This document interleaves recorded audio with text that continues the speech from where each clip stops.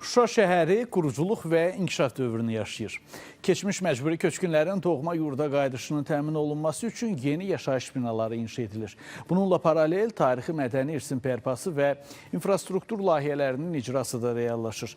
Görülən bütün bu işlər isə Şuşaya xas memarlıq elementlərinə uyğun olaraq aparılır. Şuşa şəhərində birinci yaşayış kompleksi 2024-cü ildə istifadəyə verilib. İstifadəyə verilən yaşayış kompleksi ümumilikdə 23 binadan ibarətdir.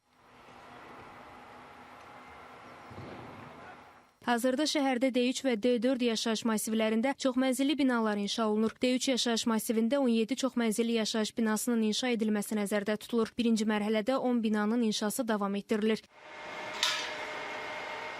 İkinci mərhələdə daha 7 binanın inşasına müvafiq hazırlıq işlərinin yekunlaşmasından sonra start veriləcək. D3 yaşayış massivində binalar 5 və 6 mərtəbədən ibarət olacaq. Hazırda həm D3, həm də D4 yaşayış massivində inşa olunan binalarda dəmir-beton konstruksiyaların quraşdırılması sürətlə və yüksək keyfiyyətlə davam etdirilir. Biz D4 yaşayış masivinin ərazisindəyik. D4 yaşayış masivində 12 bina, 212 mənzil layihələndirilib. Planda 2027-ci ilin birinci mərhələsində D4 və D3 yaşayış masivi birinci mərhələnin təhvili nəzərdə tutulur. Yaşayış masivinin layihəsində binalar Şuşa şəhərinin memarlıq üslubuna görə dizayn olunub. D3 və D4-dən sonra D5 yaşayış masivinin inşası üçün 6,2 hektar torpaq sahəsi ayrılıb. Ayrılan ərazidə 16 binanın, yəni 274 mənzilin inşası layihələndirilib.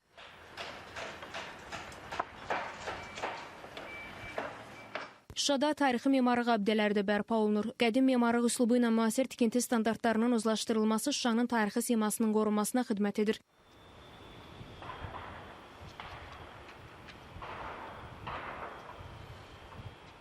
Bərpa prosesinin əsas istiqamətlərindən biri də təhsil sahəsidir. 1830-cu ildə təməli qoyulan Şuşa şəhər 1 nömrəli tam orta məktəb 960 şagird yerli idi və 40 sinif otağından ibarətdir. Məktəbimizdə bir çox layihələr tətbiq olunur ki, bunlar STEM layihəsini deyə bilərik və rəqəmsal bacarıqlar.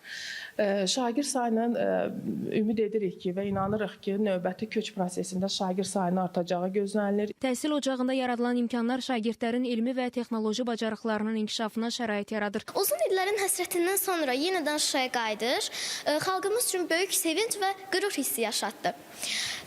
Vətənimin gözəl təbiəti, gözəl havası bura gələn qonaqları heyrətə salır. Şuşada yaşamaq yeni bir həyatın başlanğıcıdır. Hazırda Şuşa beynəlxalq tədbirlərə ev sahibliyi eləyir və beynəlxalq müstəvidə tanıdılır. Türk dünyasının mədəniyyət paytaxtı statusunu daşıyan şəhər tarixi irsi qorumaqla yanaşı müasir şəhər modelinə uyğun şəkildə inkişaf etdirilir. Emin Babayev, Loğman İsmailov, Fidan Səfər, Spice xəbər Şuşa.